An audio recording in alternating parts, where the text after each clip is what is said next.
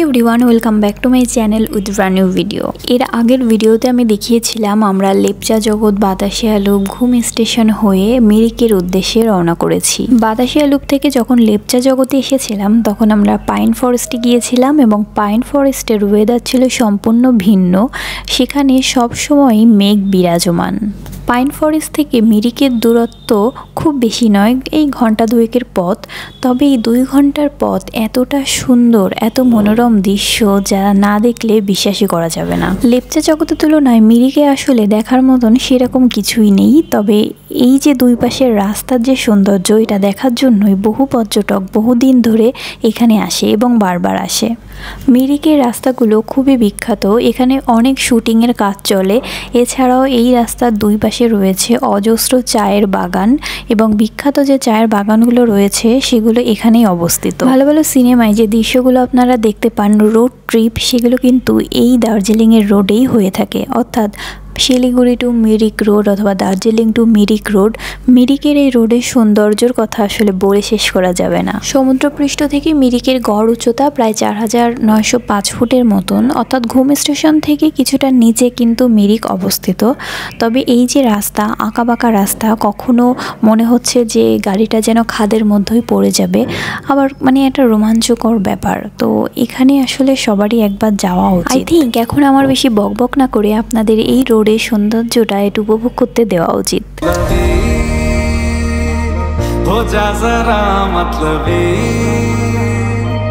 दुनिया की सुनता है क्यों,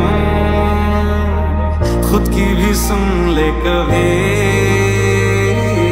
মিরিকে পৌঁছে দেখতে পেলাম যে এরা এখানে নাচ করছে, হয়তোবা এখানে কোনো প্রোগ্রাম ছিল ওদের। তো এরপরে আমরা লাঞ্চ করে নিলাম কারণ প্রচণ্ড ক্ষুধার্ত ছিলাম। আর পুরো ইন্ডিয়া ট্রিপে সবথেকে বাজে খাবার মিরিকেই ছিল। তো কিছুক্ষণ এদের নাচ উপভোগ করলাম। ওদের নেপালি ভাষায় হয়তোবা কোনো একটা গান হচ্ছিল এবং ওনারা একটা ছবি সামনে রেখে নাচ করছিলেন। তো ব্যাপারটা আসলে কী ঘটেছিল আমরা জানি না, হয়তোবা তাদের কোনো প্রোগ্রাম ছিল স্পেশাল এই জন্য।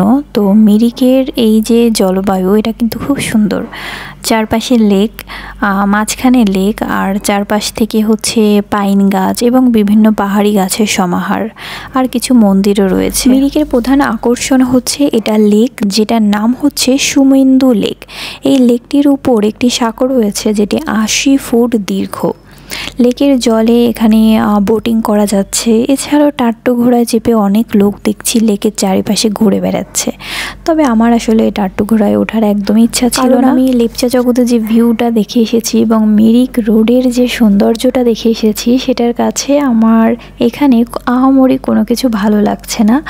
তবে মিরিকের এই যে লেকটা, এখানে দাঁড়িয়ে ছবি তুললে একটা সুইজারল্যান্ডের ফিলিং দেয়, এটা আসলে সত্যি কথা। মিরিকে দেখার কিছু না পেলেও পেয়ে গেলাম আমার পছন্দের দোলনা। অ্যাটলিস্ট একটু রিল্যাক্স করা যাচ্ছে। হাঁটছিলাম আর ভাবছিলাম লেপচা জগৎ আর বাতাসিয়া লুপের কাছে এটা তো কিছুই না, just a lake view. But দোলনা আমাকে পুরো রিল্যাক্স করে দিয়েছে।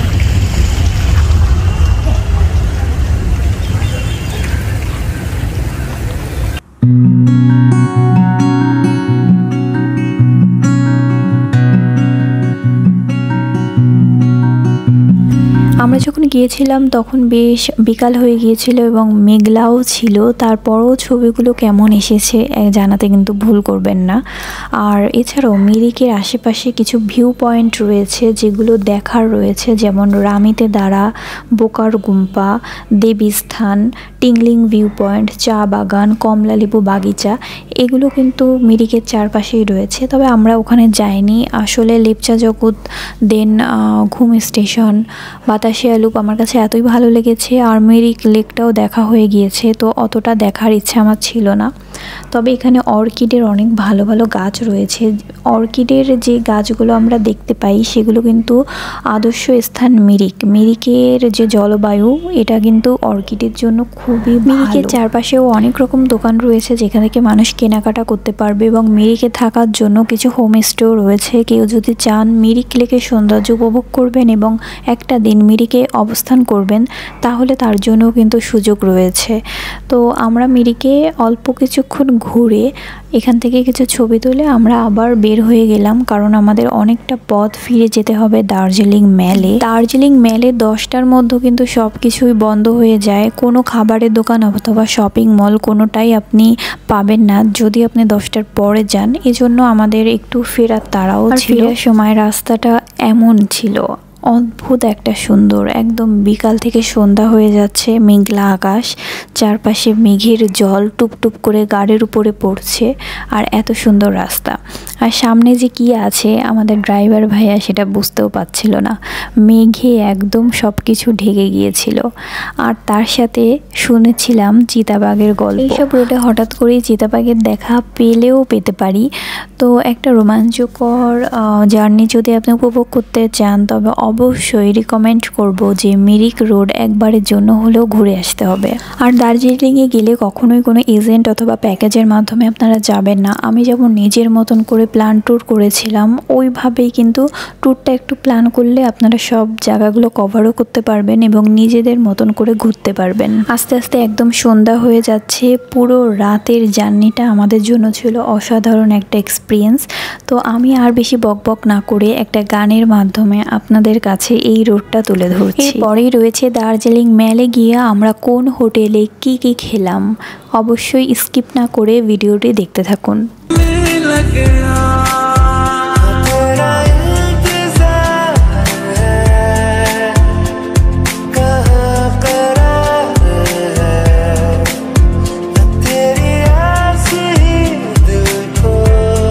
এখন বেশ রাত হয়ে গিয়েছে, তবে 10টা এখনও বাজেনি। লাকিলি আমরা 10টার আগে এখানে পৌঁছাতে পেরেছি। আর মহাকাল হোটেলের সামনে অনেক ভিড় ছিল, কারণ এটা একটা দার্জিলিংয়ের ফেমাস বেঙ্গলি হোটেল যেখানে প্রতিদিন মেনু চেঞ্জ হয়ে যায়। আপনি একই মেনু কখনোই পাবেন না, প্রতি বেলায় এখানে মেনুটা চেঞ্জ হয়ে যায়। আর ভেতরের অ্যাম্বিয়েন্সটা ছিল অনেক সুন্দর। 10 মিনিট ওয়েট করার পর লাকিলি আমরা খুব ভালো একটা চেয়ার পেয়ে গিয়েছি বসার জন্য। আসলাম মহাকাল রেস্টুরেন্টে, এখানে এসে দেখি লম্বা লাইন। যদিও ম্যানেজমেন্ট এতই ভালো যে 10 মিনিট দাঁড়িয়েছিলাম, বেশি দাঁড়াতে হয়নি। তো এখন অর্ডার দিয়েছি আর চারপাশে ভিড়টা একটু দেখুন। মহাকালে দুটো সিট পেয়েছি কোনো মতে, কারণ অনেক লম্বা লাইন। আর এখানে চিপস দিয়ে গিয়েছে, টাইমটা ভালোভাবে পাস হয়, কারণ এত লম্বা লাইন দিয়ে ঢুকেছি। যদিও 10 মিনিট ওয়েট করেছিলাম, আর এখানে বললো যে আরও 10 মিনিট ওয়েট করতে হবে, তবেই হচ্ছে ডিনারটা পাবো। তো আজকে সকাল 8টায় বেরিয়েছিলাম আর 7:30টায় হোটেল রুমে ঢুকেছি। এরপরে একটা হট শাওয়ার নিয়ে দৌড়ে দৌড়ে চলে এসেছি মহাকালে। আজকে হচ্ছে এতটা টায়ার্ড ছিলাম, তারপরে যে রুম থেকে বের হতে পারবো এটা আসলে বুঝি নাই। তো সবাইকে বলবো যে সারাদিন যদি অনেক বেশি টায়ার্ডনেস কাজ করে অথবা অনেক ট্রাভেল করতে হয় তো অবশ্যই এটা হট শাওয়ার নেওয়া উচিত, তাহলে অনেক বেশি রিল্যাক্সেশন হয়, যেটা আমার ক্ষেত্রে হয়েছে। তো লেটস সি কখন আমাদের ডিনার দেয়। ভোজন বিলাসী বাঙালিদের জন্য মহাকাল একটা বেস্ট রেস্টুরেন্ট, কারণ এখানে প্রতিনিয়ত খাবারের মেনু চেঞ্জ হতে থাকে। আমরা আগের দিন খেয়েছিলাম অন্যরকম মেনু ছিল, আজকে অন্যরকম মেনু, এবং প্যাকেজ আকারে নিলে আপনার সবগুলো কিন্তু ট্রাই করতে হবে।